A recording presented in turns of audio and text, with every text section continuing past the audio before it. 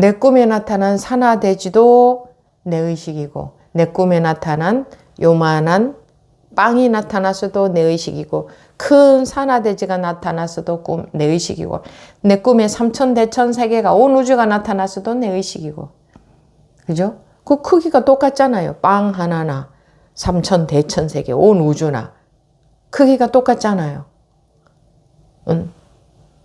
전부 다 꿈의 크기잖아요. 꿈의 크기. 꿈에는 크기가 없지만.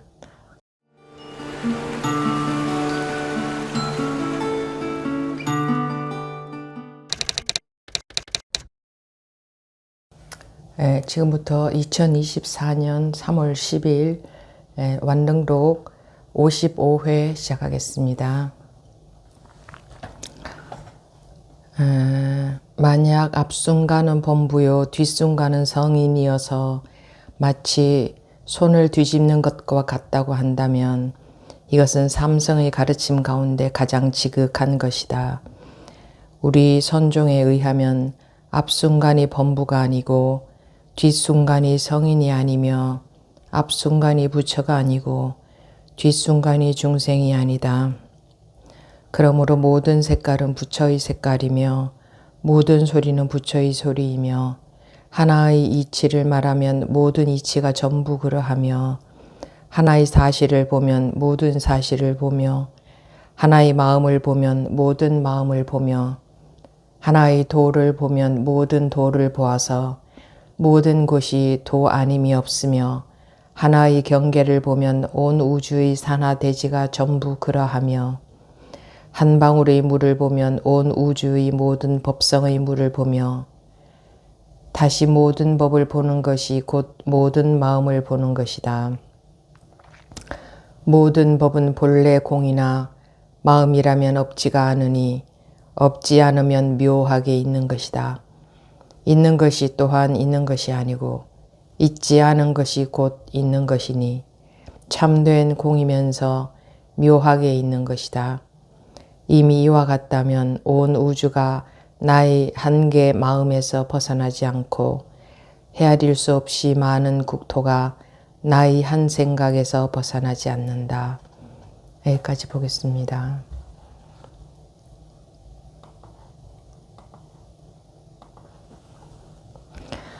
만약 앞순간은 범부요 뒷순간은 성인이어서 마치 손을 뒤집는 것과 같다고 한다면 이것은 삼성의 가르침 가운데 가장 지극한 것이다. 손을 뒤집는 것과 같다고 한다면 이게 손을 뒤집는 것에 비유를 한 것입니다. 깨닫지 못했을 때는 범부고 그러니까 보통 사람이다 말입니다. 깨닫지 못한 보통 사람, 중생이다는 말이죠. 뒷순간은 깨달아서 성인이 되었다. 물론 우리가 정해놓은 4대 성인이라고 하는 분들이 모두 깨달은 분들이라고 할 수는 없지만 사람들은 깨달음에만 기준을 둬서 성인이다, 성인이 아니다 이렇게 갈라놓지는 않습니다. 그 기준이.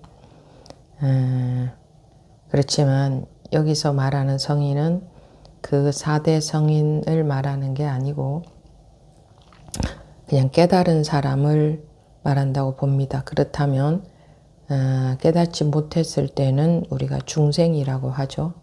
보통 사람, 깨닫지 못한 보통 사람, 중생이었다가 다시 깨달으면 그 사람이 부처가 되는 거죠. 그 사람이. 그러면 이 손에다가 여기서 손에 비유를 했는데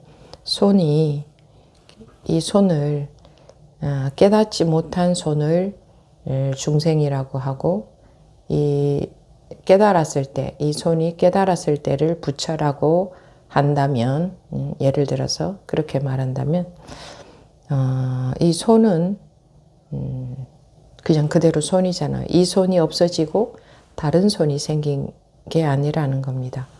이 손이 이 하나의 손이 깨닫지 못했을 때를 범부라고 하고 깨달았을 때를 성인이라고 한다. 이렇게 말하는 게 더 적절한 비유인 것 같습니다. 이게 손바닥 앞뒷면으로 비유를 해서 손바닥을 뒤집는 거라고 비유를 하면 제가 봤을 때는 앞면과 뒷면은 분명히 다른 것이니 그렇게 뒤집어야 되는 줄 안단 말입니다. 뒤집어야 되는 줄. 예, 그래서 똑같은 그냥 이 손인데 뭐 앞면과 뒷면이 다른 게 아니고 중생은 앞면이고 이렇게 앞면과 뒷면이 비유하는 이유는 여기에서 그렇게 비유하는 이유는 앞면이나 뒷면이나 그냥 손 아니냐 이런 뜻에서 이렇게 앞면과 뒷면으로 비유를 해놨다고 봅니다. 그래서 앞면이나 뒷면이나 그냥 손 아니냐 손. 그런데 앞뒷면으로 비유를 하자면 앞순간은 범부요. 그러니까 깨닫지 못했을 때를 범부라고 비유를 하고 그 사람이 깨달으면 이제 성인이라고 한다면은 깨달은 사람을 성인이라고 한다면 뒷순간은 성인이어서 마치 손을 뒤집는 것과 같다 이렇게 비유를 했는데 그러니까 여기서 말하고자 하는 것은 중생과 부처가 이렇게 따로 있는 게 아니고 그냥 하나의 손이다 는 말을 하려는 겁니다. 그런데 우리는 앞 뒷면으로 이야기하면 또 중생이 뭐가 뒷면으로 바뀌어야 되는 걸로 이미지적으로 그렇게 받아들이기 때문에 저는 그렇게 비유하기보다는 그냥 하나의 이 손이 못 깨달았을 때를 중생이라고 하고 깨달았을 때를 부처라고 한다. 그냥 이 손은 그대로 그 손이다. 이 손이 없어지고 다른 손이 생겨야 되는 게 아니다. 이렇게 비유를 하겠습니다. 이것은 삼성의 가르침 가운데 가장 지극한 것이다. 우리 선종에 의하면 앞순간이 범부가 아니고 뒷순간이 성인이 아니며 앞순간이 부처가 아니고 뒷순간이 중생이 아니다. 우리 선종에 의하면 선에서 보자면 앞순간이 범부가 아니고 그러니까 깨닫지 못했을 때에도 범부가 아니고 중생이 아니다는 말입니다.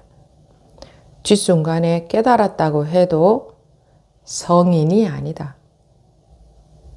또한 그러면 뒤집어서 앞순간이 못 깨달았을 때 부처고 깨달았을 때가 그럼 중생이냐? 사람들은 그렇게 생각하겠죠?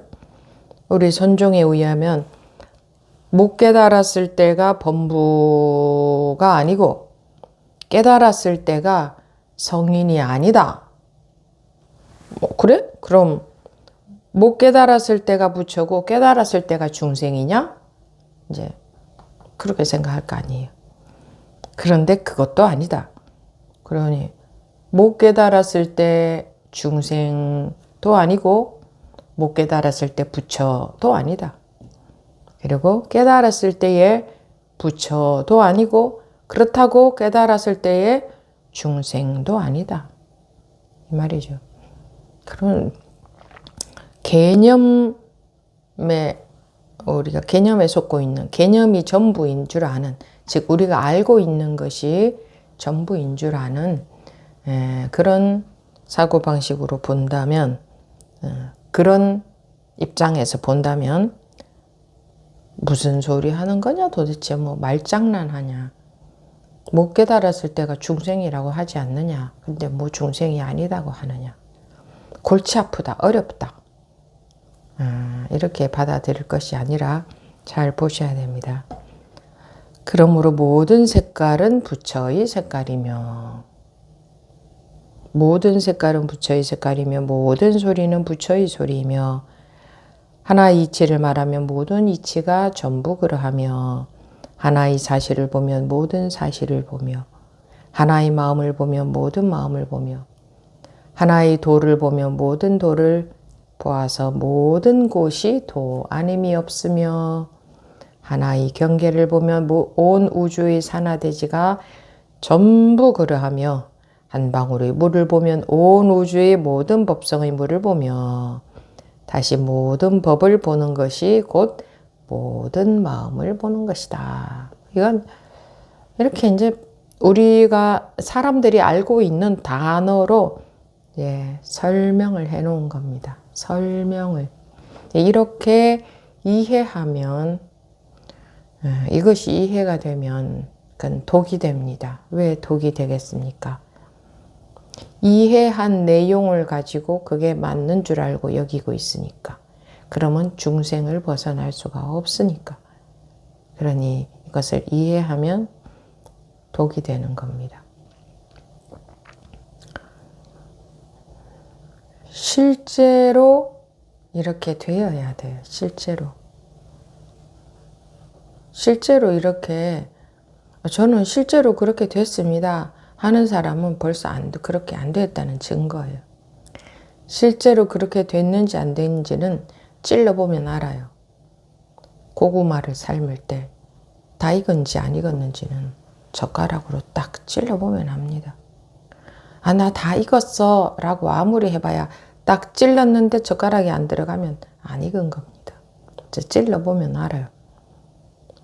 그러니까 고구마의 말은 믿을 수가 없어요.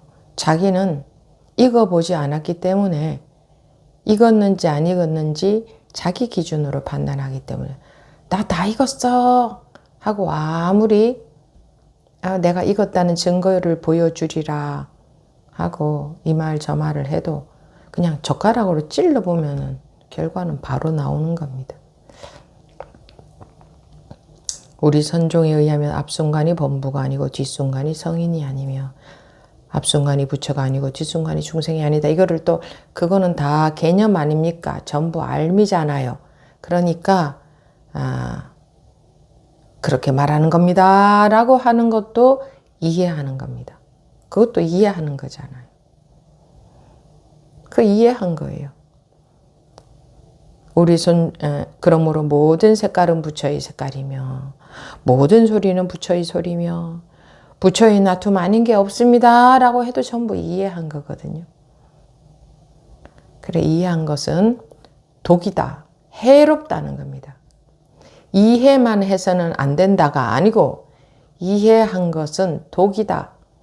독은 나를 죽게 만드는 거예요. 독약 먹으면 죽잖아요. 독약이다, 독약. 이해하는 것은 독약이다. 나를 죽게 만든다. 깨닫지 못하게 만든다. 제가 이 말씀을 계속 드릴 겁니다. 계속 드려도 계속 이해를 하실 것이기 때문에 계속 해야 됩니다. 언젠가는 이해가 멈추는 날이 오겠죠. 그게 어떻게 해서 이해가 멈춰지겠어요? 이거는 이해하는 것은 도움이 되는 게 아니라 오히려 나를 죽이는 독이구나, 독. 이란 게 절실히 느껴지려면 계속 들어야 됩니다. 계속 듣다가 보면 정말 그런가 하는 그런 관심이 생길 거고 자꾸 또 더 듣다가 보면 정말 그러네 하는 게 보일 때가 옵니다. 지금 당장 한 번 듣고 그렇게 되면 좋겠지만 한 번 듣고 그럴 정도가 되는 분이 얼마나 계실지. 모든 색깔은 부처의 색깔. 여기서 말하는 색깔이라는 것은 보이고 들리고 느껴지는 일체 우리가 세상이라고 여기고 있는 물질이든 마음이든 통틀어서 우리가 감지할 수 있는 보이는 모든 것, 들리는 모든 것, 느껴지는 모든 것, 감촉으로 느껴지든 마음으로 느껴지든 감지되는 모든 것을 색깔이라고 합니다. 구분이 되는 모든 것, 알 수 있는 모든 것, 느낄 수 있는 모든 것을 불교에서는 색깔이라고 합니다. 색 즉 시공할 때 색이 그 뜻입니다. 모든 색깔은 부처의 색깔이며. 그러니까 모든 것은 우리가 감지할 수 있는 모든 것, 그러니까 보고 듣고 느끼고 할 수 있는 모든 것은 부처다 이 말입니다. 부처의 색깔이며 라는 것은 부처가 나타난 것이다. 그게 바로 부처다 이 말이죠. 모든 소리는 부처의 소리이며. 그러니까 이제 이게 사실은 색깔에 소리도 들어가는데 색깔은 보이고 들리고 느껴지는 모든 것이기 때문에 감지되는 모든 것이니까 거기에는 소리도 들어가는데 여기서는 또 소리라는 것을 또 첨가해서 말을 붙여놨네요. 모든 색깔은, 그러면 여기서는 모든 색깔은이라고 하는 것을 보이는 것을 뜻한다고 볼 때에 모든 보이는 것은 부처의 색깔이며 전부 보이는 전부가 다 부처다. 그대로 부처다 이 말이죠. 모든 소리는 부처의 소리며 모든 들리는 소리는 그게 바로 부처다. 하나의 이치를 말하면 모든 이치가 전부 그러하며 법성계에 나오듯이 일즉 일체 다즉 일, 일중 일체 다중일, 하나가 즉 전체고 전체가 즉 하나다. 하나 가운데에 전부가 있고 하나 안에 전부가 다 들어있고, 그러니까 하나하고 전체하고 똑같다 말입니다. 똑같다. 하나가 바로 그게 전체다. 전체가 바로 하나다. 근데 분별하는 입장에서는 그 말이 안 되죠. 하나는 하나고 전체는 전체고 하나와 전체는 다르잖아요. 그놈의 분별심 때문에 하나와 전체는 다른 걸로 보이는 겁니다. 그래서 나와 너가 다른 걸로 보이는 겁니다. 다르게 보이는 겁니다. 나는 나고 너는 너다. 이게 참 어렵다고 하죠. 사람들이 어렵다. 왜냐하면 분별에 빠져 있기 때문에 어떻게 하나가 전체고 전체가 하나냐. 근데 분별하지 않으면 하나다, 전체다 라는 말을 붙일 수가 없잖아요. 그래서 하나가 전체고 전체가 하나다. 불이다. 둘이 아니다. 다른 게 아니다. 이 말입니다. 이게 다른 게 아니다. 둘이 아니다. 라는 요것이 안 돼서 서로 빼앗고 해롭히고 죽이고 복수하고 전쟁하고 괴롭히고 그러잖아요. 이 불이라는 이게 안 돼서. 그런데 깨달은 분들은 하나같이 그렇게 말씀을 하시죠. 하나가 전체고 전체가 하나다. 네 이웃이 너고 너가 네 이웃이다. 중생이 부처고 부처가 중생이다. 그런데 깨달아서 분별로부터 해방이 되어야, 분별이 없어진다고 말하지 않고 분별로부터 벗어난다. 분별에 매이지 않는다. 이렇게 말합니다. 분별이 없어지면 분별을 못하는 비정상이 되는 거잖아요. 그거는 고장이 나는 거지, 마음에. 그래서 추운지 더운지도 모르고 배가 고픈지 부른지도 모르고 높은지 낮은지 큰지 작은지 구분 못하는 거. 그런 구분이 없어지는 게 아니고 매이지 않는다. 묶이지 않는다. 집착하지 않는다. 장애가 되지 않는다. 빠지지 않는다. 같은 말인데 빠지는 것은 심하게 빠지는 것만 빠지는 게 아니라 그렇게 알고 있으면 그걸 빠진다고 말하고 집착한다고 말합니다. 그렇게만 알고 있으면. 나는 나고 너는 너다 라고만 알고 있으면 그것은 그 알매 빠진 겁니다. 집착하고 있는 겁니다. 묶여 있는 겁니다. 걸려 있는 겁니다. 나는 나이면서 내가 아닙니다. 너는 너이면서 너가 아닙니다. 너이면서 또는 나이면서라고 하는 것은 이름이 그렇다 이 말입니다. 그냥 이름이 그렇다. 그런데 나와 너를 구분해서 나눌 수 없다. 이러면은 또 사람들이 가장 궁금한 부분이 그러면 왜 나는 내 마음대로 팔을 흔들 수 있는데 내가 저 사람 팔은 내 마음대로 못 흔들잖아요. 이제 그러는데 내 마음대로 내가 팔을 흔들 수 있다. 저 사람 팔을 그러면 저 사람 팔도 내 마음대로 흔들어야 되느냐. 그거는 나라는 개념에 묶여 있기 때문에 근데 그런 소리가 나오는 겁니다. 저 사람 팔을 내가 못 흔들어도 그것이 둘이 아닌 겁니다. 저 사람 팔을 내가 흔들어야 저게 내 팔이 아니고 못 흔들어도 둘이 아닌 겁니다. 또 그렇게 말해도 되고 또는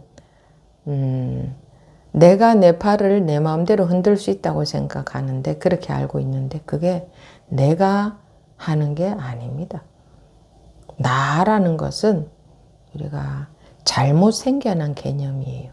잘못 알고 있는 거예요. 그래서 나는 내 마음대로 되는데 왜 저 사람 몸은 내 마음대로 안 됩니까? 라고 하지만 내가 내 마음대로 되는 줄 알고 있는 게 잘못 알고 있는 겁니다. 그래서 이렇게 봐도 우리가 잘못 알고 있고 저렇게 봐도 잘못 알고 있는 겁니다. 이것이 해결이 안 돼서 문제 아닙니까? 이거 하나가 해결이 안 돼서 하나가 전체고 전체가 하나고 생겨나고 변화하고 없어지는 그런 거 없다. 분리다. 생겨나지도 않고 없어지지도 않는다. 나다 할 수도 없고 너다 할 수 없다. 그 가운데 우리가 이름을 붙여놨다. 그냥 생겨났다라고 어떤 것에 생겨났다라고 이름을 붙여놓나요? 지금 여러분들한테 제 컵이 안 보이죠? 제 마우스가 안 보이죠? 마우스를 예를 들어 볼까요? 마우스가 더 가벼우니까. 제가 들기가 편하니까. 지금 마우스가 안 보이잖아요. 그럼 여러분들은 스님 마우스가 지금 화면에 없다라고 하잖아요. 근데 지금 이렇게 하면 화면에 저 마우스가 생겼다라고 하잖아요. 또 화면에 없어지면 마우스가 화면에서 없어졌다라고 여기잖아요. 그렇지만 이것은 여기에 있다가 일로 왔다가 일로 간 것이지 없다가 생겨났다가 없어진 게 아니죠. 근데 그 이전이 보이지 않으면 그 이유가 보이지 않으면 없다가 생겼네? 생겼다가 다시 없어졌네? 이렇게 우리 판단하는 것처럼 내 눈에 보이면 생겨났다고 여기고 내 눈에 안 보이면 없어졌다고 여깁니다. 그렇게 여기는 거예요. 하나와 전체의 이치는 같거든요. 지금 이 하나의 이치가 이렇다면은 전체의 이치도 똑같습니다. 이 마우스만 특별한 원리를 갖고 있는 게 아니잖아요.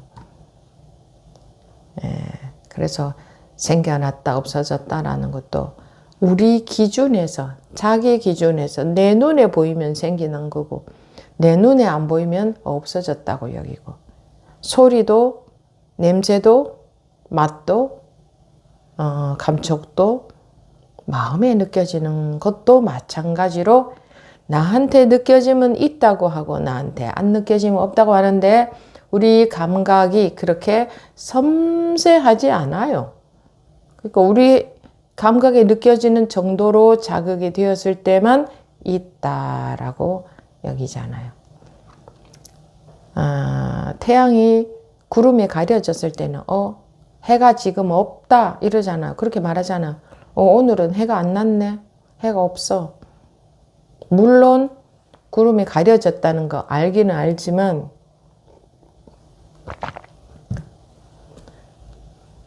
해가 없어졌다. 해가 없어졌어. 이렇게 말하잖아요.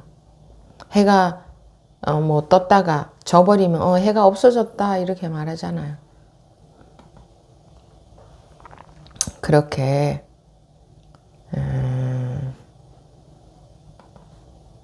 그렇게 판단하고 있음에도 불구하고 우리는 우리가 알고 있는 것이 맞다고 여기고 있습니다. 맞다고. 더 섬세한 부분에 있어서 얼마나 많이 잘못 알고 있겠습니까? 그런데 내가 알고 있는 게 맞다고 여기니 안 괴로우면 이상한 거지. 잘못 알고 있는데 어떻게 괴로움이 없기를 바라겠습니까? 잘못 알고 있는데. 그래서 잘못 알고 있는 게 병이에요. 중생의 병은. 죄가 많은 게 아니고 잘못 알고 있는 게 병이에요. 그래서 깨우치면 되는 거예요. 깨우치면. 부처란 죄가 없어진 사람이다 라고 하지 않잖아요. 깨달은 사람을 부처라고 한다 이러지. 깨달은 사람을. 그래서 깨달아야 업보로부터도 자유로 하죠. 해방이 돼요. 깨달아야. 그러니까 꿈에 비유를 하자면 자다가 꾸는 꿈에서 깨야 그 꿈속에서의 모든 일이 공이 돼버리지. 못 깨면 그 꿈속에서 아무리 정화를 시켜도 그 꿈에서 못 벗어나잖아요. 꿈속에서 아무리 절을 해도 꿈속에서 절하고 있는 꿈을 꾸는 거지. 그래서 마음이 좀 편해진다고 해도 그래서 마음이 편해지는 꿈을 꾸고 있는 거지 꿈에서 깬 건 아니잖아요. 꿈속에서 탐진치가 있어. 그러면 탐진치가 있는데 탐진치를 뭐 어떤 식으로 닦아낼 수 있나요? 꿈속에서. 꿈에서 깨야 꿈속에서의 탐진치가 공이 돼버리지. 그래서 꿈속에서 일어나는 일을 꿈속에서 애를 써서 해결할 수 있는 게 아니고 깨면 해결할 것조차 없어지잖아요. 깨고 나서 꿈속에서 일을 막 해결을 해야 되나요? 아니잖아요. 꿈이었네. 끝나잖아요. 그래서 깨라. 꿈에서 깨라 이 말입니다. 깨라 깨. 야 깨. 깨고 보면 아무것도 아니었어.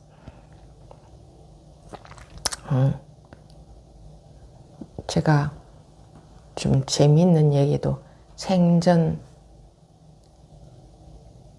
못하고 그래서 이제 이게 재미있는 얘기인지는 몰라도 제가 전에도 몇 번 말씀을 드려서 재미는 없지 싶은데 여담을 하자면 몇 살 때였는가 제가 그랬죠. 꿈에 어머니가 돌아가셨어. 근데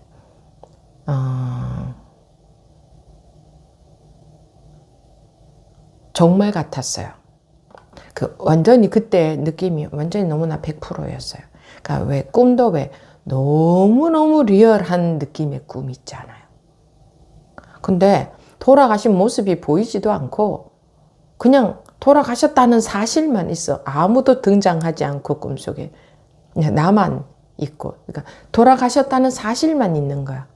그러니까 갑자기 그렇게 존재가 사라져버리고 돌아가셨으니 진짜로 돌아가신 줄 알아. 근데 좀 내가 생각해도 그때 기억이 내가 생각해도 조금 뭐가 좀 이상하다. 갑자기 이렇게 그리고 왜 돌아가셨으면 그 돌아가셨다는 증거가 없지? 왜 안 보이지? 뭐가 좀 이상한데?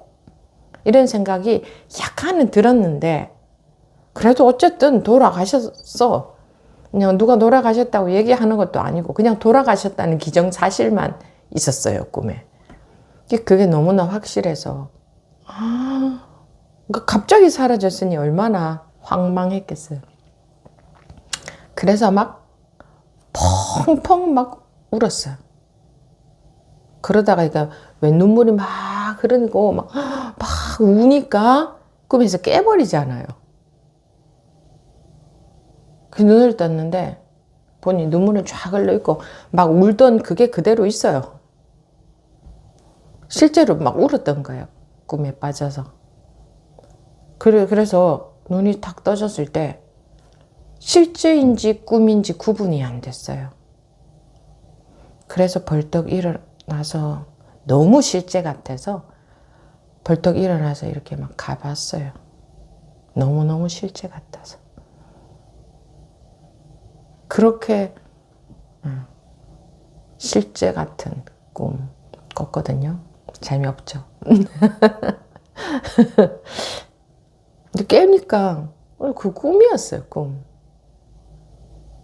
깨고 보면 아무것도 아니잖아요. 그 꿈이었잖아요. 그 깨면 되는데 그 꿈속에서 사람들은 탐진치를 해결하려고 들어요. 왜냐하면 자기 분별심, 즉 꿈의 비유를 하는 자기 분별심, 즉 자기 의식, 자기 생각 뭐라고 해도 같은 말인데 그 속에서 탐진치가 존재한다는 것을 모르는 거예요. 그러니 불교에서는 깨라라고 하는 거. 깨라, 깨우쳐라, 깨라. 근데 우리 중생들이 생각할 때는 탐진치, 탐하고 진, 성내고 치, 치욕, 그러니까 부끄러워한다. 그러니까 그것도 분별심에서 나오는 거죠. 치라는 것도. 그 탐진치, 탐심, 진심, 치심, 그것이 나쁜 것처럼 보이니까 막 닦아야 될 줄 알아요. 닦아야. 수행이라는 말이 있으니까 수행할 때 숫자가 닦는다는 말 아닙니까? 그러니까 왜 우리 물질계에서 더러우면 닦잖아요. 닦으면 깨끗해지잖아요. 그런 관념을 갖고 있어요. 우리 중생들은. 그래서 어쨌든지 닦으면 돼요. 더러운 것은 깨끗하게 닦으면 되니까 이 탐진치도 수행이라는 말이 있으니까 닦을 숫자니까 탐진치도 닦아야 되는구나 라고 여기고 닦으려고 하는데 어떤 것을 닦는 거라고 여기느냐? 자기를 고생시키는 거. 자기를 좀 고생시키면 좀 너가 이렇게 잘못했지? 너 벌 좀 받아. 이렇게 하면은 양심의 가책이 좀 덜 되잖아요. 자기한테 벌을 주면.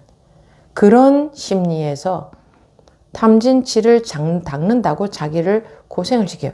탐진치 닦기 위해서 맛있는 것을 많이 먹인다. 이런 거 없잖아요. 나의 탐진치를 닦기 위해서 편안하게 잠을 많이 재운다. 이런 거 없잖아요.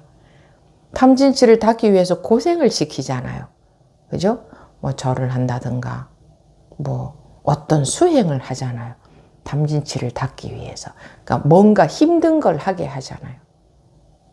그러면 이제 그게 조금 닦였을 것 같은 위로감이 들죠. 그래서 마음이 좀 편안하죠. 또는 잘못했습니다. 정말 잘못했습니다. 이렇게 하고 나면 속이 좀 후련하죠. 실컷 운다든가 하고 나면. 그럼 왠지 마음이 좀 편해지고 탐진치가 닦였을 것 같은 뉘우치고 나면.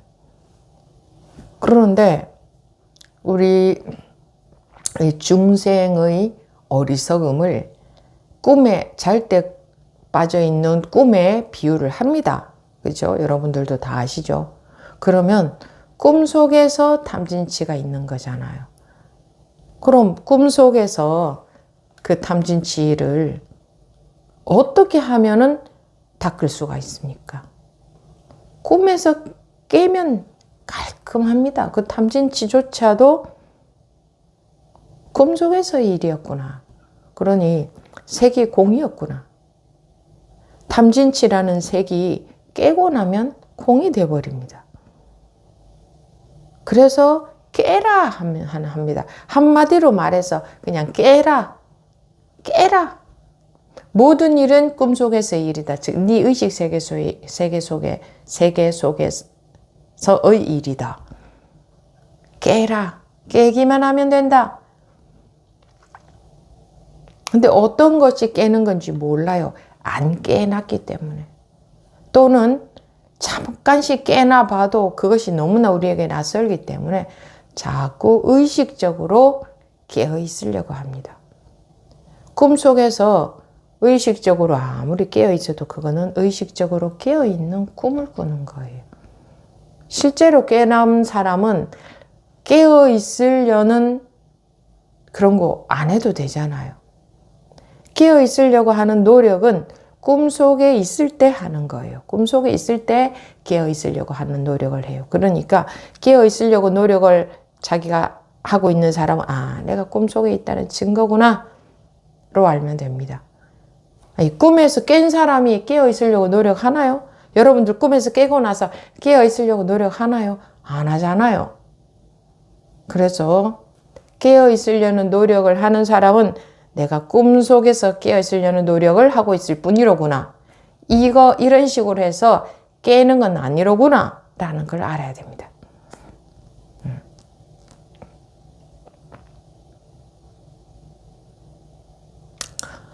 꿈속에서 갖은 방법으로 갖은 고행을 해도 그거는 꿈속에서 고행하고 있는 꿈을 꾸는 거지. 꿈 깨는 이라고 아무 상관이 없습니다. 여러분들이 꿈속에서 고행은 고생하는 거잖아요. 고생스러운 행을 하는 거잖아요. 꿈속에서 고생스러운 행을 하는 꿈을 꾸면 깨어나나요? 그거하고 깨어나는 거하고 아무 상관이 없잖아요. 그럴 수는 있겠지. 너무나 고생스러워서 도저히 견딜 수가 없을 지경이 되면은 오히려 깨어날 가능성은 있지만 자기가 업을 닦는답시고 그 업을 어떻게 닦아요? 꿈속에서 존재하는데 업이. 그럼 꿈 깨나면 업은 공이 되어버리는데. 그러니까 단칼에 해결이 되는 거죠. 깨나면 되는 거예요. 그래서 깨어난 분을 부처라고 하는 거지. 깨달은 분을 부처라고 하는 거지. 다른 거 없잖아요. 깨어나기도 해야 되고 업보도 다 닦아야 되고 탐진치 다 닦아야 되고 그래야 부처가 된다 이렇게 하지 않았어요. 그냥 부처라는 것의 뜻이 깨어난 사람이라는 뜻이잖아요. 또는 깨어남이라는 뜻이에요. 말뜻이 이게 외국어로 되어 있으니까 부처라는 개념을 우리가 잘못 알고 있는데 부처라는 것은 깨어남 또는 깨어난 사람이라는 뜻이에요. 다른 것을 하려고 할 게 아니라 도대체 뭘 깨라는 거냐? 뭐 자꾸 깨라고 하는 거냐? 뭐 깨달으라고 하는 거냐 이 말이지. 왜 깨달으라 깨라 하냐? 무슨 내가 지금 꿈속에 있단 말이냐? 내가 이렇게 현실을 살고 있는데 이렇게 엄연한 현실을 살고 있는데 뭔 소리냐? 도대체 뭔 소리냐? 여러분들도 도대체 뭔 소리냐? 이런 마음이 들어야 됩니다. 차라리. 안 그러면 전부 이해해 버린다고요. 아니요. 저 다 스님 말씀 다 이해합니다. 됩니다. 아마 그건 독이라니까요. 자기한테 독이 들어가는 거예요. 왜 자꾸 깨라고 하는 거냐? 도대체 뭐가 깨라는 거니까 근데 자꾸 깨라고 하는 거냐? 그럼 내가 지금 꿈속에 빠져 있단 말이냐? 응? 이런 마음이 들어야지. 이런 마음이라도 내가 지금 꿈속에 있단 말이냐? 스님 도대체 뭔 말이냐? 왜 자꾸 그러느냐? 이런 마음이라도 들어야 되는데 그게 아니고 저는 다 이해됩니다. 맞습니다.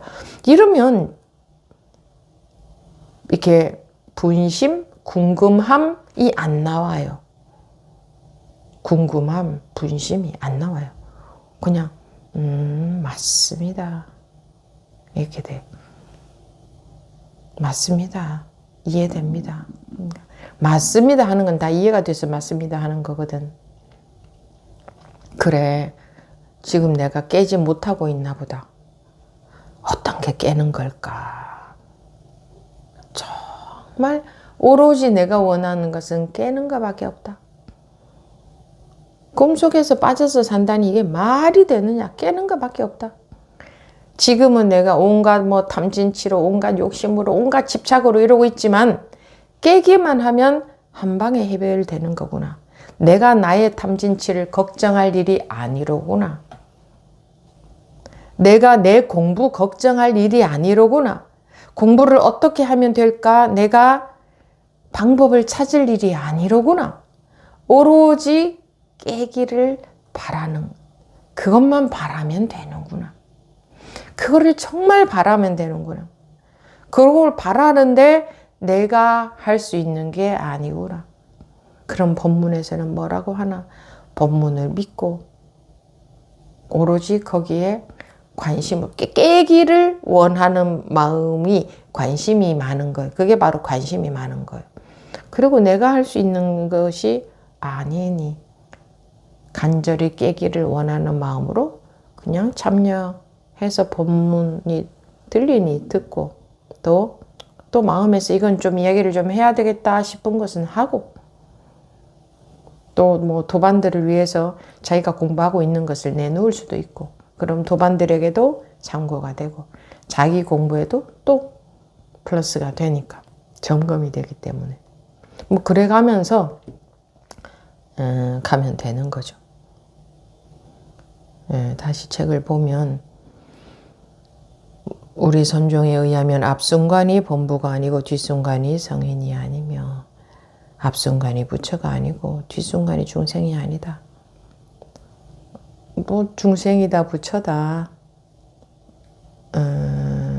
우리가 깨지 못해서 개념에 사로잡혀 있으니 중생이다 부처다 딱 나누어져 있죠.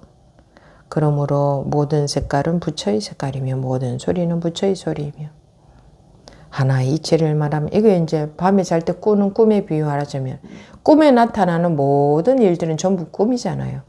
꿈에 나타난 부처도 꿈이고 꿈에 나타난 중생도 꿈이고 꿈에 나타난 나도 꿈이고 꿈에 나타난 깨달은 사람도 꿈이고 꿈에 나타난 너도 꿈이고 다 꿈이잖아요. 다 꿈이잖아요. 모든 색깔은 부처의 색깔이며 그 꿈은 어떻게 해서 꾸게 됐어요? 이렇게 뭐 살아있는 이 생명이 있으니 꿈에도 빠졌잖아요. 이것도 개념적으로 하는 말이에요. 이것도 내가 살아있으니 내가 꿈도 꾸잖아요. 내가 살아있으니 내가 꿈도 꾸잖아요. 밤에 잘 때 꿈도 꾸잖아요. 그러니까 꿈속에 나타난 모든 등장인물이든 사건이든 전부 다 내가 살아있으니 그냥 밤에 잘 때 꿈이라는 현상도 나타나잖아요. 그런 거잖아요.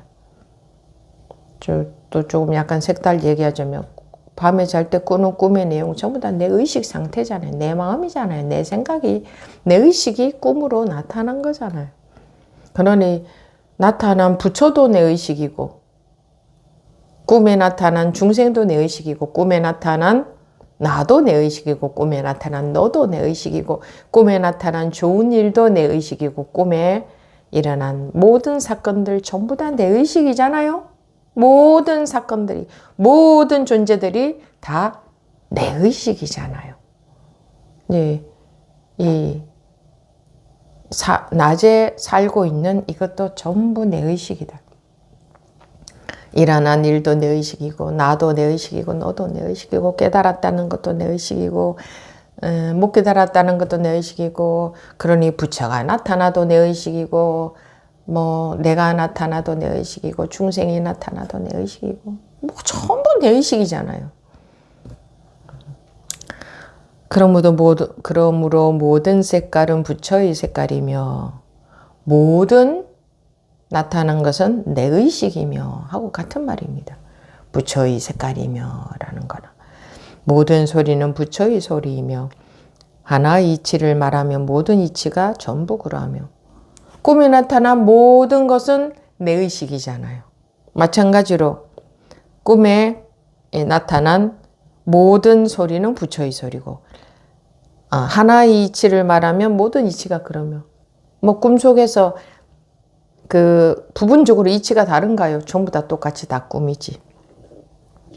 하나의 마음을 보면 모든 마음을 보며 하나의 도를 보면 모든 도를 보아서 모든 것이 도 아님이 없으며 꿈속에서의 모든 내용이 꿈 아닌 게 없다. 이거하고 마찬가지 말입니다.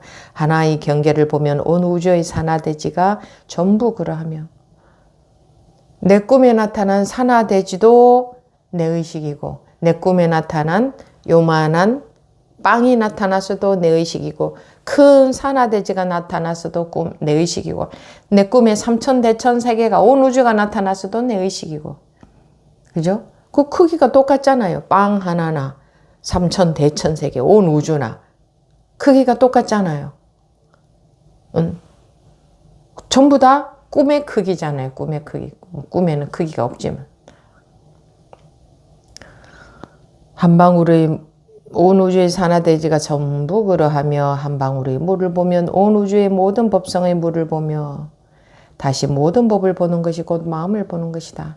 법이라고 하는 말이나 세상이라고 하는 말이나 뭐 마음이라고 하는 말이나 똑같은 것을 말한다고 보면 됩니다. 모든 법은 모든 존재라고 하든지 간에 다 법이 모든 존재라고 하든 일체의 색깔이라고 하든 법이라고 하든 마음이라고 하든 전부 같은 것을 가리킨다는 줄 알면 됩니다.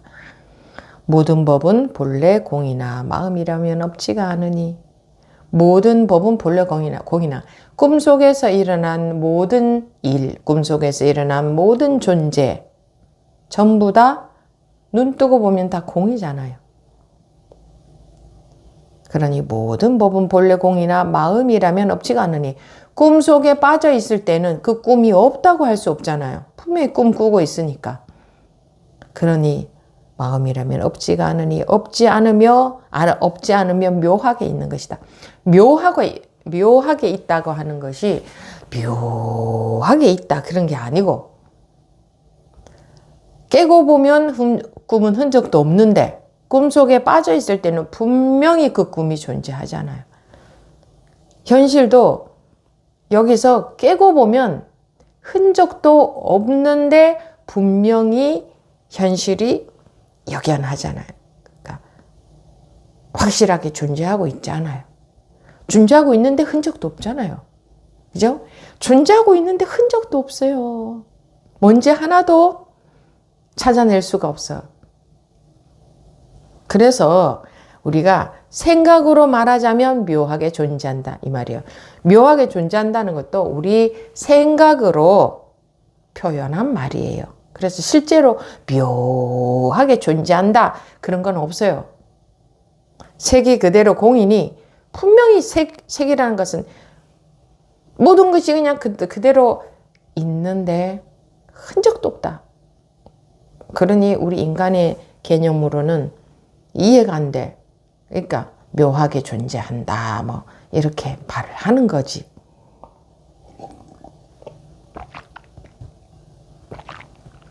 모든 법은 본래 공이나 마음이라면 없지가 않으니 없지 않으면 뭐 묘하게 있는 것이다. 이런 말들이 별로 좋은 말은 아니에요. 내가 봤을 때는. 이거 뭐 다 그냥 사람들 자꾸 뭔가 짐작하고 상상하고 마음에 뭘 자꾸 그리게 하니까.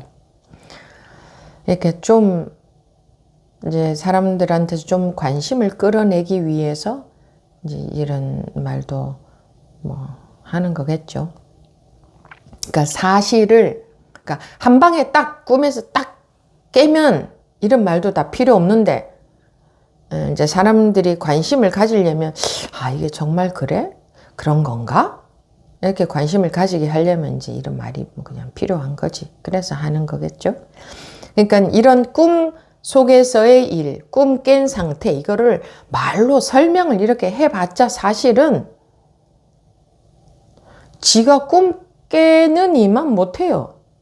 그리고 꿈에서 못 깨어난 사람들한테 사실 이런 말을 한다고 해도 꿈속에서 자꾸 상상하고 이런 마음의 그림을 그리기만 하지 상상하고 짐작하는 꿈만 계속 꾸지 이런 말을 해준다고 해서 깨어나는 거는 아니죠. 깨어나게 하는 계기가 되는 말은 아니에요. 그냥 좀 관심을 가지게 하기 위해서 하는 말이지 실제로 꿈속에서의 일을 어떻게 말로 설명해요? 깨어나는 일을 어떻게 말로 설명해요? 그냥 지가 깨어나는 수밖에 없지. 그래서 이런 설명들은 그저 뭐 관심을 갖게 하는 정도밖에는 안 된다고 봅니다. 모든 법은 본래 공이나 마음이라면 없지가 않으니 없지 않으면 묘하게 있는 것이다. 있는 것이 또한 있는 것이 아니고 있지 않은 것이 곧 있는 것이니 있는 것이 있는 것이 아니다. 그리고 있지 않은 것이 곧 있는 것이다. 뭔 소리냐? 또 참된 공이면서도 묘하게 있는 것이다. 이게 뭔 소리냐? 꿈속에 모든 존재하는 것들이 꿈속에서는 분명히 존재했는데 있는 게 아니잖아요. 그리고 꿈속에서 그렇다고 또 있지 않은 것이 사실은 꿈속에서 없다고 할 수 없잖아요. 그 꿈이 꾸어지고 있잖아요. 그 내용이 있잖아요. 근데 그 꿈은 깨고 나면 없는 거죠. 그러니 참된 공이면서도 묘하게 있는 것이다. 뭐 그냥 이렇게 묘하게 있는 것이다. 이렇게 말을 해보는 것 뿐이에요. 그죠? 어떻게 우리가 밤에 자면서 꾸는 꿈하고 현실하고 어떻게 같습니까? 그 꿈은 꿈이죠. 아시겠지만, 잘 보십시오. 꿈에서 깨나기 전에 그게 꿈인 줄 알아요? 몰라요. 이거 뭐 좀 이상한데 싶으면 툭 깨버려요. 꿈속에서 꾸다가 이거 뭐가 약간 좀 이상한데 싶으면 툭 깨버리잖아요. 그렇지 않으면 꿈속에 계속 빠져 있어요. 이상한데라는 걸 못 느끼면. 마찬가지로 이 현실에서도 여러분들이 현실이라고 여기는 이 속에서도 이거 뭐가 좀 이상한데 이게 내가 알고 있는 우리 사람들이 모두 다 알고 있는 이게 뭔가 좀 이상한데 뭐 약간 좀 뭔가가 이상한데 이게 전부가 아닌 것 같은데 이게 뭐 좀 이상한 느낌이 있는데 이런 느낌이 있으면 깨우치는 쪽으로 갈 수 있는 가능성이 있어요. 우리가 알고 있는 것이 전부가 아닌데 뭐가 좀 이상한데 우리가 알고 있는 것에 뭐 구멍이 너무 많은데 좀 뭐 이상한데 이런 느낌 그게 있으면 깨우치는 쪽으로 깨어나는 쪽으로 현실이 현실인 줄로 그러니까 현실이 떡 존재하는 줄 알고 있잖아요. 사람들은 그래서 현실 그러잖아요. 네. 이 뭐가 좀 이상한데 느낌적으로 뭐 약간 이게 전부가 아닌 것 같은 그런 감이 있는 사람들은 많이 있어요. 그러면 이제 깨는 쪽으로 갈 수 있는 가능성이 있는데 이게 중생들의 문제는 그러다가 한번 이제 이 분별심, 자기 의식이라는 꿈속에서 딱 한번 깨보잖아요. 그럼 그때부터 다시 또 습관이 발동해서 생각으로 한번 깨본 경험을 생각으로 계속 또 설명하고 생각을 갖고 깨는 것은 이런 것이다. 다시 생각에 빠진 거예요. 다시 자기 의식 속에 빠진 거죠. 그래서 계속 온갖 말로 깨어난 상태를 계속 설명하는 건 뭐예요? 꿈속에 빠져 있다는 증거잖아요. 근데 안 깨어나 본 분은 그거 들으면 너무 재밌어. 깨달은 선사들의 말과 같은 말을 하네. 말 내용만 보니까. 그러니까 너무 그럴듯해. 그러니까 자꾸 그런 말을 듣게 되는데 그 말은 왜 해요? 꿈에서 깨본 사람이 다시 꿈에 빠져가지고 말로 계속 설명하잖아요. 자기 생각에 빠져가지고 온갖 말로 다 표현을 해내잖아요. 꿈속에 빠져있는 사람. 그러니 여러분들이 그렇게 공부하시면 안 된다. 그러니까 꿈에서 깬 상태를 말로 설명하면 독이다, 독. 밥을 먹어본 사람이 밥을 먹어본 맛에 대해서 계속 설명하면 안 먹어본 사람은 들어보면 그것이 밥을 먹는 데 도움이 되는 줄 알고 자꾸 듣게 되잖아, 그런 말을. 그러면 어떻게 돼요? 들을 때마다 이해가 되고 재밌어요. 왠지 밥을 곧 먹을 수 있을 것 같고 자꾸 듣다가 보면 밥을 곧 먹을 수 있을 것 같고 재밌어. 자기가 잘 모르는 얘기를 하고 그게 어록에 나오는 선사들의 이야기와 내용이 같아 보이니까. 근데 밥 먹는 이야기를 계속, 밥 먹어본 사람의 이야기를 계속 열심히 들으면은 내 입에 밥이 들어오나요? 곧 들을 것 같은데 안 들어와. 그러니까 밥을 먹고자 하는 간절한 마음이 별로 안 생겨요. 그게 그냥 그 내용이 재밌고 그런 식으로 듣고 자꾸 이해되면은 왠지 밥을 먹을 것 같기 때문에 그런 식이 우리는 재밌어요. 꼭 계속 그런 식으로 하게 되는 거예요. 물론 그런 사람들이 많다고 보면 그 가운데는 아주 드물게 밥을 먹는 쪽으로 가는 사람도 없으라는 법은 없지만 왜 그렇게 해야만 되나요? 굳이. 그래서 밥을 먹어본 사람이 밥 맛에 대해서 하는 설명은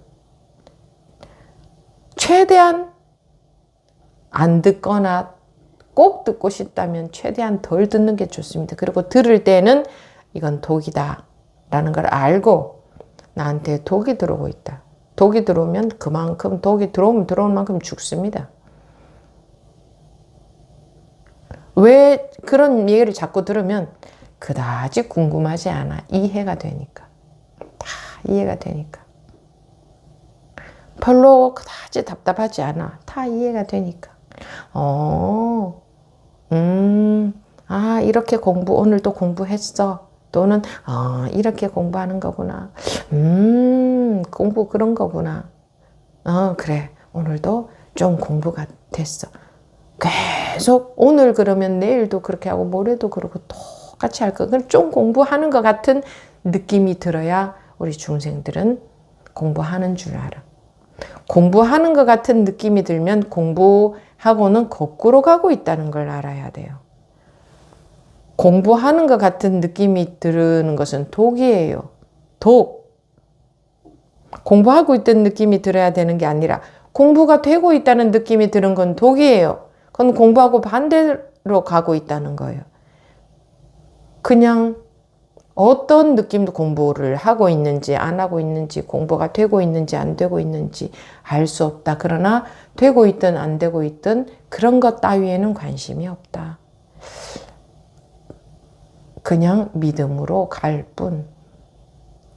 공부가 되고 있다, 안 되고 있다, 하고 있다, 안 하고 있다, 제대로 하고 있다, 못 하고 있다는 전부 내 분별심의 작용이거든요.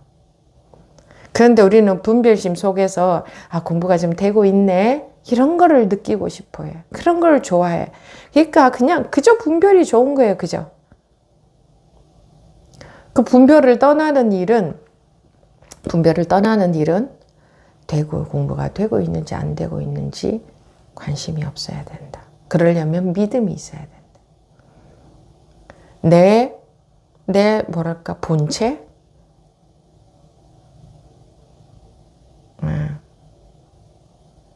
말하자면 내 본체 자리에서 공부도 하는 거겠지. 내가 하는 게. 내가 한다고 하면 전부 내 불멸심인데. 그래서 내가 공부하면 안 된다고 했지. 그러니 내 본체 자리에 대한 아무튼 뭔가 대상이 있어야 단어로서라도 대상이 있어야 의지가 될 거니까 단어를 하나 만들어서 내 본체 자리 이렇게 단어를 하나 만들어낸다면 거기에 공부도 거기서 하는 거니까. 내가 했다 하면 전부 내 분별심이니까 내가 할 수 있는 게 아니네. 그러면 오로지 그저 믿고 내가 할 수 있는 게 없으니 그냥 무턱대고 믿을 수밖에 없는 거예요. 무턱대고. 그렇게 하다가 보면 결과가 느껴져요. 정말 그런 마음이면은 결과가 빨리빨리 느껴져요. 빨리빨리 보여요.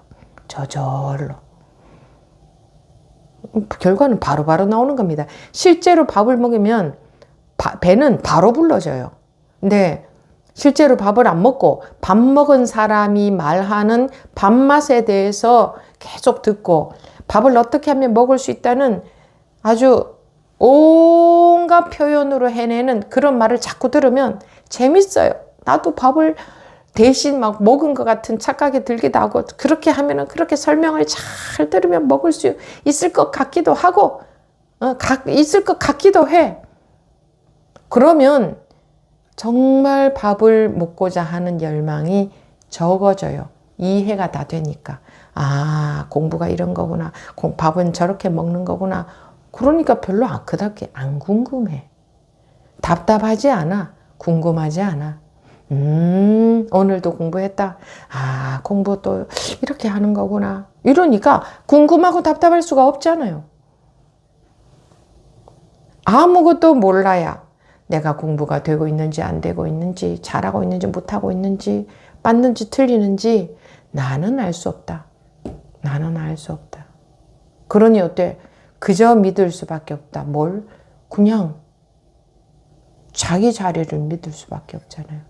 자기 본체를 믿을 수밖에 없잖아요. 뭘 믿어요? 다른 건 다 변하는데. 맞는지 틀리는지 알 수도 없는데. 생기고 사라지지 않고 변하지도 않는 그저 자기 본체가 뭔지도 몰라. 그러니 무턱대고 믿는 게지. 사실 제가 자기 본체 이런 단어를 썼지만 그냥 무턱대고 믿는 거야. 무턱대고. 대상을 믿으면 안 돼요.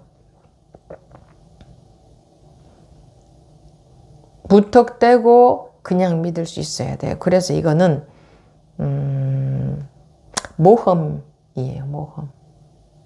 근데 여러분들이 조금 이제 그냥 100% 모험이 아니잖아요. 그렇게 해본 사람의 말이 증거가 되잖아요. 100% 믿어지지는 않겠지만 그렇게 해본 사람들의 어록을 보는 것도 그렇게 해본 사람들의 말씀을 보는 거잖아요. 그게 그런 것들이 증거잖아요. 그리고 본인들도 정말 그대로, 정말 이대로 무턱대고 믿는 믿음뿐 내가 할 수 있는 게 정말 아무것도 없구나. 내가 했다 하면 전부 의식 노름이구나. 그럼 어떡해? 한치도 어디로 나갈 수도 없어. 방향도 알 수가 없어. 무턱대고 믿으라네. 그러면 모험심도 있어야 되잖아. 그렇게 해서 제대로 공부가 될지 안 될지 모르는데 모르니까 자꾸 자기가 의식적으로 공부를 한단 말이에요. 근데 그리고 자기가 의식적으로 하는 공부는 거꾸로 가는 공부야. 거꾸로 가는. 그러니까 모험을 해볼 생각을 해야지. 이렇게 그냥 무턱대고 오로지 그냥 긴 믿음으로 자기가 할 수 있는 열손 다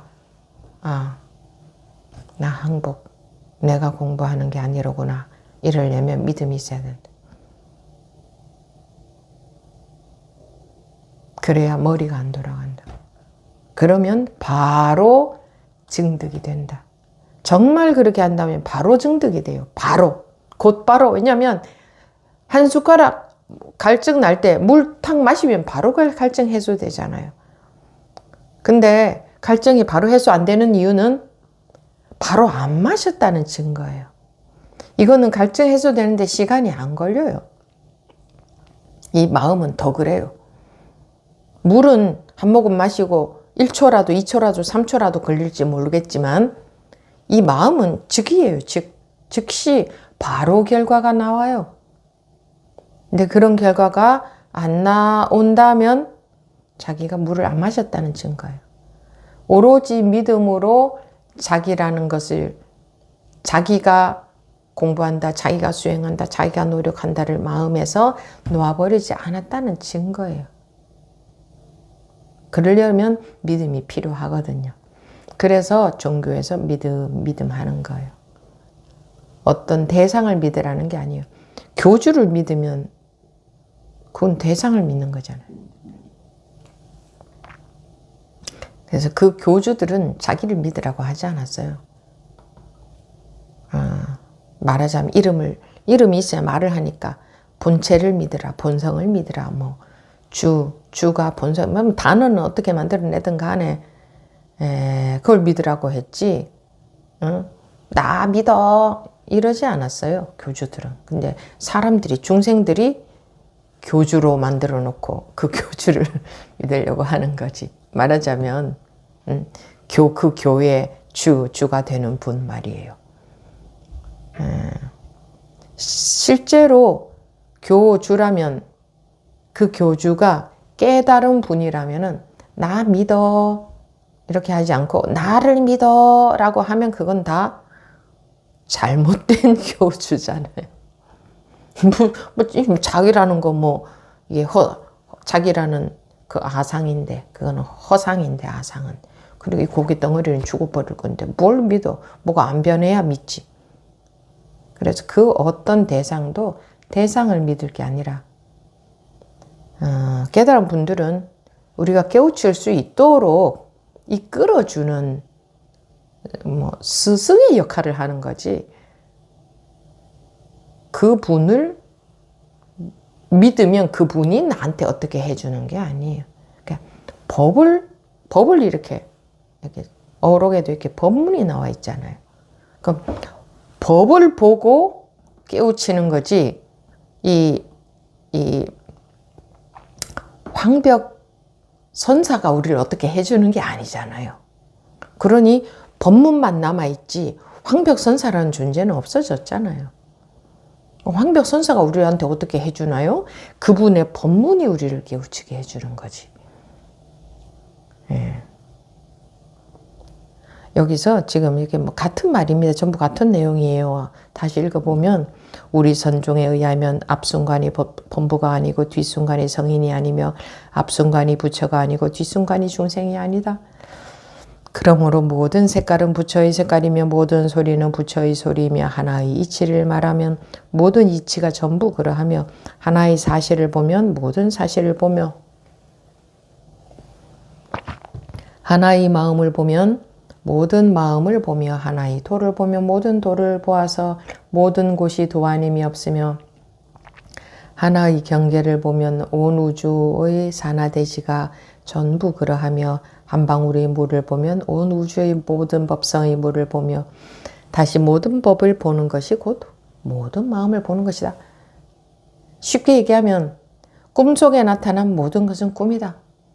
꿈속에 나타난 물도 꿈이고 꿈속에 나타난 산하대지도 꿈이고 꿈속에 나타난 모든 색깔들이 전부 꿈이다.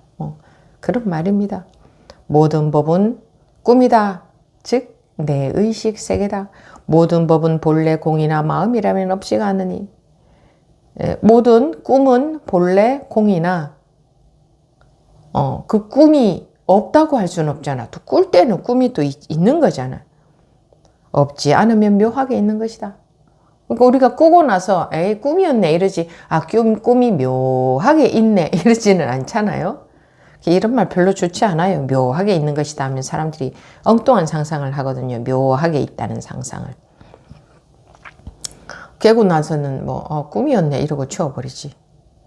있는 것이 또한 있는 것이 아니고 있지 않은 것이 곧 있는 것이니 꿈 꿀 때는 분명히 꿈이 있지만 꿈이 깨고 나면 꿈이 없는 거잖아요. 참된 공이면서도 묘하게 있는 것이다. 깨고 나면 꿈 없다 이 말이야. 참된 공이란 말은. 그런데 묘하게 있다. 왜 꿈에서 빠져 있을 때는 꿈에서 깨지 못했을 때는 꿈이 분명히 있으니까. 근데 이 꿈은 이것도 물리적인 현상이니까 꿀 때는 꿈 존재고 깨고 나면 꿈이 없어졌지만 이 세상은 꿈에 비유를 하는 거지 꿈하고 똑같지 않은 부분은 어떻게 있냐면 우리가 자기 의식 세계 이게 꿈이잖아요. 그 자기 의식 세계 속에서 살면서도 꿈에서 깨서 사는 요거는 다른 거예요. 그러니까 꿈 속에서 살면서도 그러니까 꿈에서 깨어나서 현실을 산다. 그냥 그대로 보이고 들리고 느껴지는 이대로 살면서도 거기에서 깨어나서 꿈에서 꿈에서 깨어나서 산다. 거기에 전혀 물들지 않는다. 거기에 전혀 영향을 안 받는다. 뭐 배도 안 고프고 잠도 안 오는 이런 게 아니고, 배가 고파도 마음의 영향을 안 받고, 잠을 안 자도 마음의 영향을 안 받고, 잠을 자도 마음의 영향을 안 받고, 배가 고파서 먹어도 영향을 안 받고, 안 먹어도 영향을 안 받고, 마음의 영향을 안 받는다. 그럼 배가 고프면 먹고, 추우면 입고, 불도 떼고, 더우면 벗고, 졸리면 자고 하면서도 마음의 영향을 안 받는다. 영향을 안 받는다. 영향을 안 받으면 고가 없다. 괴로움이 없다. 고가 없다. 근데 그거를 있는 것이 또한 있는 것이 아니고 있지 않은 것이 곧 있는 것이니 참된 공이면서 묘하게 있는 것이다. 이미 이와 같다면 온 우주가 나의 한계 마음에서 벗어나지 않고, 이미 이와 같다면 온 우주가 꿈 속에서 온 우주가 나타났어도 그건 그냥 꿈이잖아요. 나의 한계 마음에서 벗어나지 않고, 우리 꿈은 내 의식 세계잖아요. 그러니까 꿈에 나타난 우주도 내 마음에 지나지 않잖아요. 그것처럼 이게 낮에 사는 이것도 내 마음에 지나지 않는다. 온 우주가 내 마음에 지나지 않는다. 헤아릴 수 없이 많은 국토가 나의 한 생각에서 벗어나지 않는다. 온 우주가 그냥 네 마음 세계 속에서 펼쳐지고 있는 것이다. 그거를 이제 꿈에 비유하면 좀 쉬우니까. 이게 근데 온 우주가 내 마음 세계라는 게 참 이해가 안 된다고 하는데, 온 우주가 내 마음 세계인 증거는 널려 있어요. 그게 사실이라면 증거가 도처에 널려 있어야 되잖아요. 그래야 그 사실이라고 하잖아요. 사실이 증거가 숨어 있으면 그건 사실이 아니잖아요. 이 증거는 도처에 널려 있어요. 그냥 없는 데가 없어요. 없는 데가.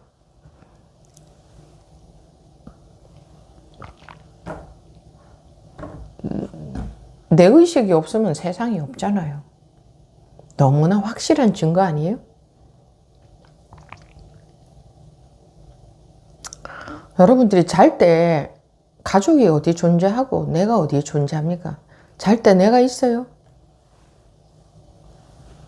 사실을 한번 보세요. 그렇지 않아요? 눈 떴을 때부터 존재하지.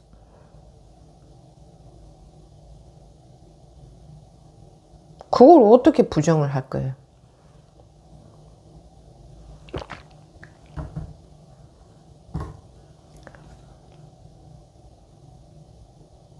그거 어떻게 부정해요? 내 의식 없을 때 나 존재 안 하잖아요. 이제 사람들 막 그런 이야기 하죠. 뭐 사후 세계를 경험한 사람, 뭐 또는 뭐라고 해요? 뭐 숨이 멈췄다가 다시 깨어난 사람들의 말을 들어보면 뭐 사후에는 뭐 빛을 따라갔다거나 뭐.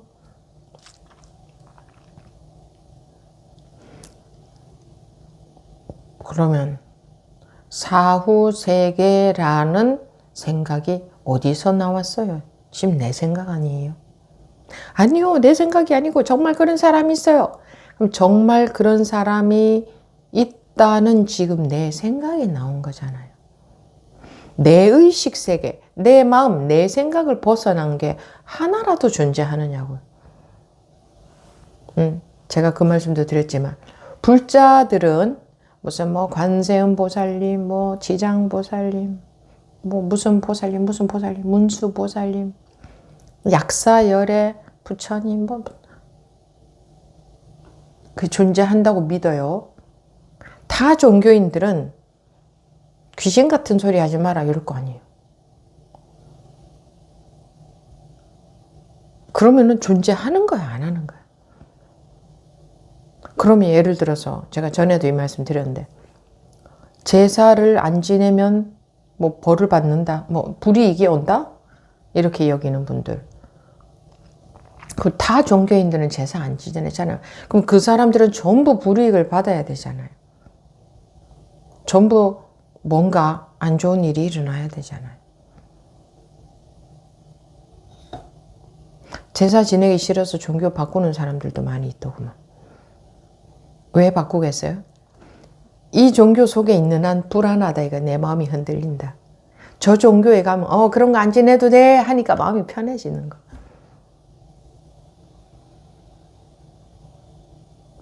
정성, 자기 마음의 정성은 어디 안 가요. 여러분들이 오늘 이웃집에다가 맛있는 거 주면 언젠가 이웃집에서 때가 되면은 그 사람도 나한테 맛있는 것을 주고 싶은 마음이 생겨. 그거는 그냥 인지상정 아니에요. 그러니까 여러분들이 무언가에 정성을 들이면 자기가 정성 들인 그 마음 때문에 자기한테 좋은 영향이 당연히 오겠죠. 그거는 뭐 상식적으로 생각해도 당연한 거잖아요. 그런데 그 정성스러운 마음, 그것으로 인해서 정성스러운 마음 베푼다. 많이 베푸는 사람 마음이 어떻겠어요? 그러면 많이 베푸는 사람한테는 좋은 영향이 올 수밖에 없잖아요. 자기 마음이 그렇기 때문에. 자기 마음이 그렇기 때문에. 내가 이기적으로 산다? 그럼 자기 마음이 그렇기 때문에 그런 영향을 받을 수밖에 없는 거잖아요. 그거는 너무나 당연한 거죠. 그러니 여러분들이 돌아가신 조상님을 위해서 돌아가신 부모님을 위해서 뭔가 정성 자기 것을 내놓는다 하는 그 마음으로 인해서 그런 영향은 올 수밖에 없는 거잖아요. 그런 마음으로 사는 사람이니까. 그렇지 않아요? 그러니까 그런 것은 해야 되느냐 안 해야 되느냐 하면 좋은 영향을 미치냐 안 미치냐 이런 거는 어렵게 알려고 할 필요도 없어요. 당연히 내가 그런 마음이 있어서 그런 마음으로 사는데 그러면 좋은 영향이 오지. 그로 인해서. 물론 그렇다고 좋은 일만 일어나는 건 당연히 아니지. 그러나 그로 인해서 뭔가 좋은 영향을 미치지. 세상에 우연이 어디 있고 거저가 어디 있습니까? 전부 인연이 맞아 떨어져야 일이 일어나는데, 조건이 맞아 떨어져야 어떤 현상이 벌어지는데, 그러니까 지내야 됩니까? 안 지내야 됩니까? 전도제를 지내야 됩니까? 안 지내야 됩니까? 물어볼 필요가 전혀 없어요. 그냥 자기가 어떻게든 간에 꼭 무슨 전도제만 전도제가 아니라 뭔가 힘드는 사람들을 돌봐주고 경제적으로 돌봐주든 마음적으로 돌봐주든 뭔가 같이 힘이 되는 것을 옆에서 같이 해주든 또는 위안이 되어주든 의지처가 되어주든 법을 전해주든 어떤든 간에 누구 마음이야 그게? 자기 마음이잖아요. 그럼 그런 마음으로 사는 사람이 너 그런 마음 먹었으니까 나쁜 영향이 오겠어요? 그럴 수 없잖아요. 그러니까 그런 마음으로 사는 사람이 물론 다른 인연으로 인해서 그 전에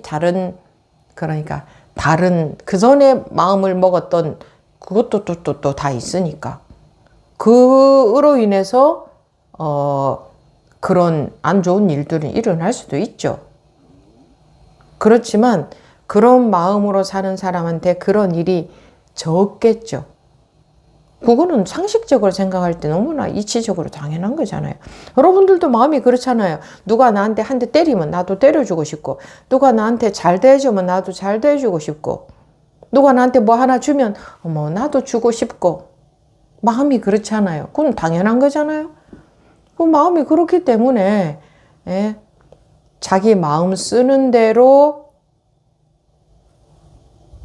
살게 되는 거는, 상황이 벌어지는 것은 당연한 거죠. 그거는 말할 것도 없죠. 우리가 사람들이 계산대로라면 어떤 사람 그런 얘기 하더라고요. 내가 이렇게 베푸는 것을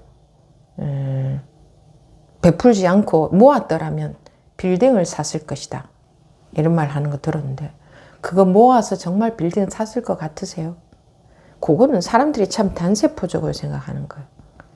자기가 그렇게 살았기 때문에 돌아가는 게 있어요. 돌아가는 게. 그 마음은 돌아갈 수밖에 없지. 이렇게.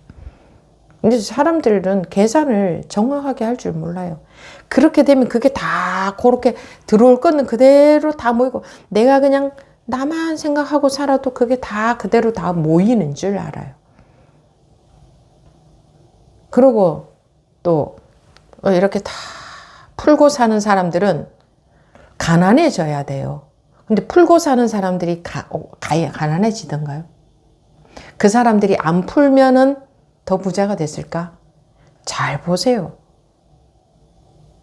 그렇지가 않아. 그렇죠? 여러분들도 눈에 보이죠? 그럼에도 불구하고 좀 안 풀고 더 내가 많이 가지고 살아야지 그러고 싶지. 한번 보세요. 주변에 상식적으로도 보면 이렇게 풀고 사는 사람들이 잘 사는가? 그렇지 않은 사람들이 잘 사는가? 잘 한번 보세요. 그게 자기 마음에 달려있죠. 자기 마음이 그러하니 그런 마음으로 딱 좁게 사는 마음이잖아요. 근데 무엇이 풀어지겠어요? 자기가 자기 마음을 좁게 쓰는데 자기가 자기 마음을 탁 움켜쥐고 있는데 뭐가 풀어지겠어요? 그런데 그게 인연에 따라서 그렇게 살아도 잘 사는 사람들도 있어요. 그런데 그게 때가 다 하면 결국은 그 결과는 올 수밖에 없어요. 내가 좁게 살은 결과는 올 수밖에 없어요. 어디서든 표가 나요. 이거는 상식적으로 생각해도 정한 이치잖아요. 아유, 내가 공부만 하면 되지. 공부만 하고 그리고 또 공부도 나만 해야지. 남들한테 이 공부한다고 안 해야지. 그래서 내가 좋게 된 모습만 보여줘야지. 이런 분들 많아요. 그죠? 그게 뭐야? 벌써 자기가 그런 마음을 쓰고 있기 때문에 자기가 좁아. 그러니 그 공부가 되어질 리가 없어. 그 마음 갖고 공부하는데 공부하는 마음 따로 있나? 그 좁은 마음을 갖고 공부하는데 공부가 되어질 리가 없어요. 그래서 나만 공부해야지 이런 사람 절대로 공부는 안 되어집니다. 좀 마음은 편해질지 몰라도 그만큼에서 못 벗어나요. 그럼 더 이상의 공부는 안 되는 거예요. 그러니까 손해가 절대 손해가 아니에요. 내가 손해를 보면 볼수록 큰 이익이에요. 그게 자기가 벌써 마음을 그렇게 쓰고 살잖아요. 자기가 벌써 마음을 넓게 쓰고 살잖아요. 마음을 좁게 쓰는 사람이 공부가 되겠어요? 불가능합니다. 그거는. 그 마음 갖고 공부하기 때문에.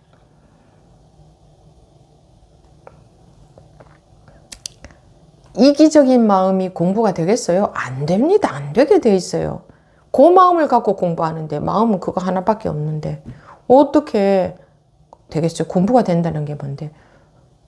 분별해서 깨어나는 건데 난 분별심에서 깨달아서 깨닫기만 하면 돼. 깨닫는 게 뭔데? 분별이 없어지는 건데 자기는 좁게 쓰는 그런 분별을 딱 절대로 놓을 수 없어 하고 살면서 깨닫고 싶어? 안 돼. 일시적으로 눈이 떠지는 경험이 왔다고 해도 공부가 크게 진전이 안 됩니다. 그 자기 속에 딱 깔려있는 그 이기심 때문에 진전이 안 돼요. 그 누가 없겠어요. 지금 현대인들을 볼 때 현대인만 그렇겠어요? 과거의 사람도 그렇겠죠? 그거 그렇죠. 그렇죠? 그러니까 공부가 따로 있는 게 아니고 그런 데서 표시가 다 나요. 근데 잘 계산을 해보세요.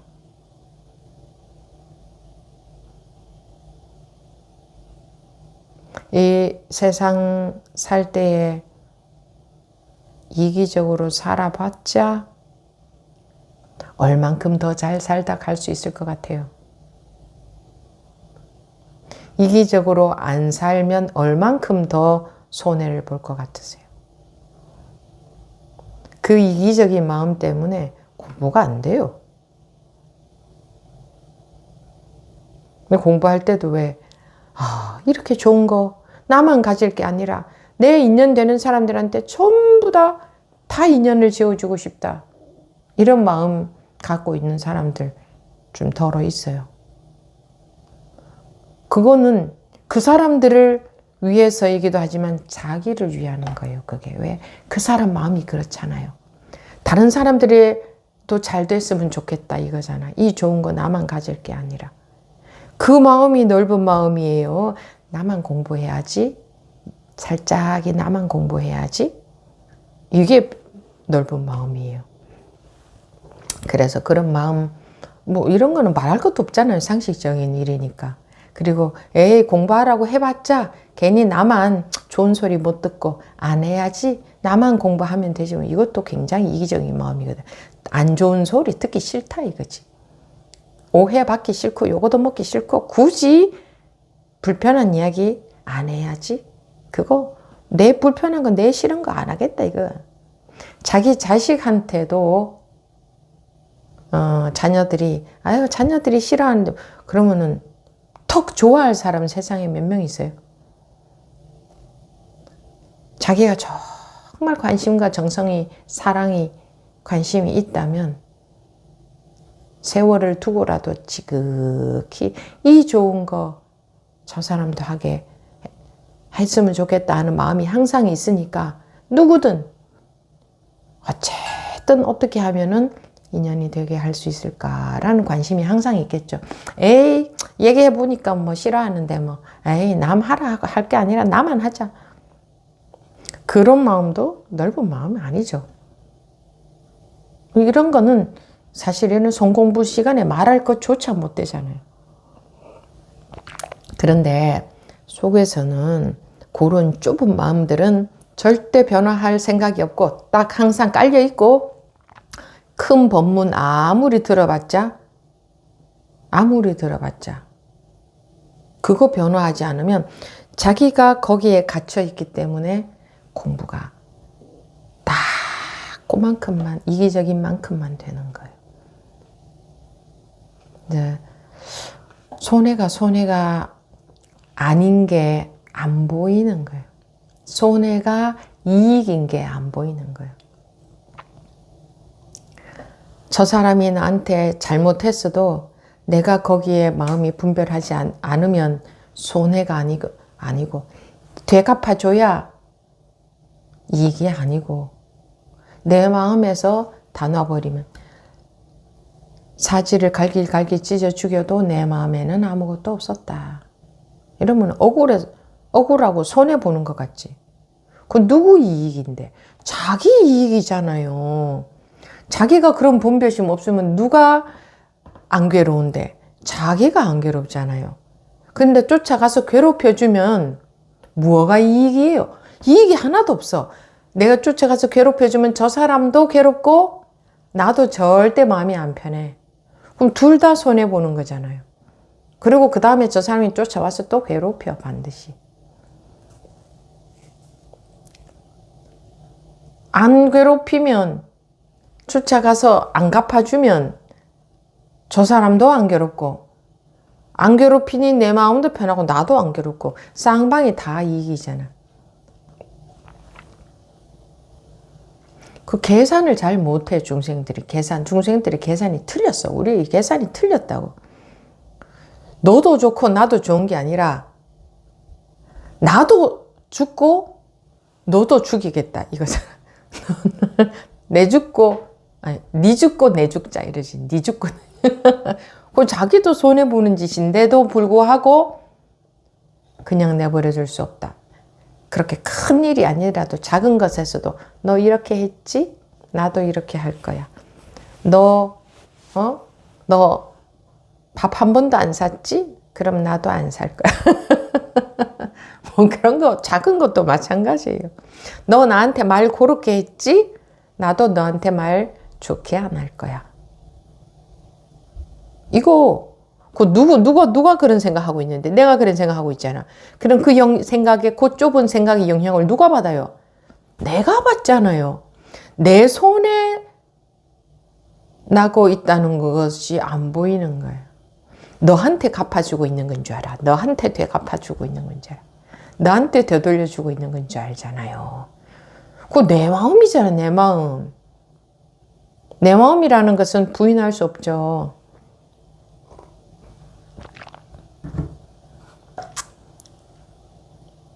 다 자기 마음이 넓을 때 편하던가요? 자기 마음이 좁을 때 편하던가요?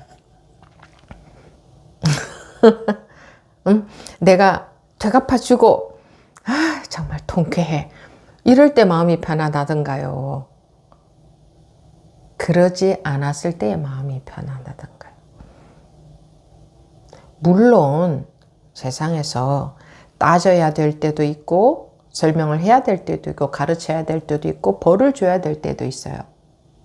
그런 걸 하지 말라는 게 아니라 그런 것을 필요에 따라서 다 쓰고 살되 마음에 그런 게 전혀 없이 쓰고 살 수 있을 때까지는 그렇게 그런 것에 관심을 안 두고 안 해야 돼요. 아유, 저는 그냥 쓰고 살 뿐이에요. 이러면은 그거는 그 못 쓰고 살고 있다는 증거거든요. 그냥 내가 쓰는 것 뿐이잖아. 이러는 사람은 그거는 쓰고 있는 게 아니라 이게 자기가 하고 있는 거예요. 그러니까 이런 너무나 상식적이고 유치한 이야기지만 왜 하느냐? 우리는 그 유치한 마음, 유치한 아상 때문에 공부가 안 되니까. 고상하고 어려운 공부가 안 되는 게 아니고 이 정말 극도로 이기적이고 유치함에 딱 걸려가지고 그게 딱 도살이고 그게 딱 자리 잡고 있는데 무슨 공부가 되겠어요? 어떻게 뭐가 공부가 되겠어요? 그건 안 될 수밖에 없는 건 여러분들도 자명한 이치잖아요. 조건 없이 손해 볼 수 있고 조건 없이 손해 봐도 그 마음에 아무것도 없어요. 제가 우리 법우님들 중에 한 분이 그 말씀을 하셨어요. 남편분이 어느 절에다가 본인이 다니는 절에다가 무슨 집 한 채만큼의 금액을 그냥 톡 보시를 했대요. 그래서 제가 잘하셨다고 했어요. 그럴 수 있는 마음은 물론 그분이 어떤 마음 상태에서 보시했는지는 모르겠지만 어쨌든 잘하셨다. 그럴 수 있는 마음. 그거를 교회에 보시를 했든지 성당에 보시를 했든지 절에 보시를 했든지 가난한 분들한테 했든지 사회복지재단에다가 했든지 어디다가 했든지 간에 어디다가 하느냐도 중요치 않은 일은 아니지만 잘 골라서 하는 게 참 중요한 일이기도 해요. 그런데 그거보다 더 중요한 거는 그렇게 할 수 있는 마음. 그분이 정말 계산 없는 마음에서 했는지는 내가 장담할 수는 없겠지만 어쨌든 그럴 수 있는 마음. 앞뒤 따지면요 못합니다. 그분이 수천억 자산가인지는 모르겠지만 그래서 하셨을까요? 돈은 많으면 많을수록 쓸 돈이 더 없을 수도 있어요. 자기를 위해서 쓸 돈은 있겠지. 사람들은 누구나 아무리 없어도. 그런데 아무리 많아도 남을 위해서 쓸 돈은 별로 없어요. 사람이 심리가 하면 할수록 필요한 돈이 더 많아요. 살림이 커지면 커질수록. 사업도 커지면 커질수록 돈은 더 필요한 돈은 더 많아져요. 그래서 남는 돈으로 보시하는 게 아니에요. 세상에 사람들한테 남는 돈은 없어요. 그냥 거기서 뭉턱 그냥 하는 거지. 여러분들이 봤을 때 굉장히 돈 많은 사람들은 돈이 여윳돈이 많아서 돈이 많아서 남아서 하는 것 같죠. 사람 심리가요. 아무리 많아도 그것이 쓰일 때가 다 있어. 그래서 보시할 돈은 없어요. 심리적으로 그래요. 그런데도 그냥 할 수 있는 것은 그냥 무턱대고 그냥 해야만 할 수 있는 거지. 안 그러면 못해요. 아무리 돈 많은 사람들도. 왜 그런 얘기 잘하죠. 아유, 저 재벌들은 돈도 많으면서 저런 사람들 좀 도와주지. 이런 소리 잘하죠. 그 재벌이 되어보세요. 그것 돈이 모자라죠. 그거를 다 운영하려면 항상 모자라죠. 그 빚이 많잖아요. 그래서 항상 모자라요. 남아서 하는 게 아니에요. 그러니 살림이 작든 크든 똑같아요. 마음에 달려 있어요. 내가 지금 할 수 없는 사람은 나중에 돈이 많아져도 못해요. 하는 사람은 지금 내 형편에서도 해요. 그런 사람이 돈이 더 많아져도 해요. 그래서 이렇게 보면요. 돈 많은 사람들이 하는 게 아니라 마음이 그런 마음인 사람들이 보시도 해요. 보면 전부 다 그래요. 그러니까 그게 보시를 하고 안 하고가 뭐예요? 내 것을 내놓는 거잖아요. 거기서 마음이 드러나는 거지. 자기 마음이. 항상 친구들 모임에서 그냥 오로지 그냥 계산만 하는 사람. 그럼 그 계산하는 마음으로 이 공부를 하지.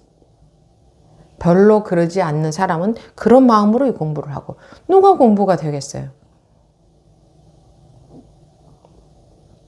부부간에도 항상 나는 이렇게 해줬는데 저 사람은 이렇게 해 하는 그런 마음 있는 사람이나 저 사람이 어떻게 하든 시댁에서 어떻게 했든 저가에서 어떻게 했든 거기에 관심 두지 않고 그냥 마음 없이 자기가 할 수 있는 만큼 정성껏 하는 사람. 그럼 그런 사람은 그런 마음으로 이 공부를 하잖아요. 벌써 마음에 깔려 있는 것 자체가 다른데 그 어떤 사람이 분별에서 벗어나지겠어요? 근데 이것이 가장 어려운 일이에요. 무슨 이 법문이 어려운 게 아니고요. 법문은 다 머리로 이해해버리기 때문에 법문이 쉽게 이해가 돼요. 이거 적어도 여러분들은 이런 정도의 법문은 웬만큼 이해를 할 거예요. 그런데 요는 실제로 요놈의 이기심에서 요놈의 이기심은 딱 깔아놓고 공부를 하는 거예요. 잘 안 되지만 이것에서 벗어나기를 나의 이기심에서 벗어나기를 진심으로 원한다면 그렇게 될 때가 옵니다. 시간은 걸리겠지만 내가 벗어나는 것은 잘 안 될 거예요. 진심으로 그걸 원한다면 자기도 모르게 자기가 바뀌어 갈 거예요. 내 이기심이라는 감옥 때문에 내가 괴로운 거거든. 그게 아상이잖아요. 네, 마지막으로 이런 실제적인 이야기를 좀 했습니다. 마치고 잠시 뒤에 2부에서 질의응답 시간 시작하겠습니다.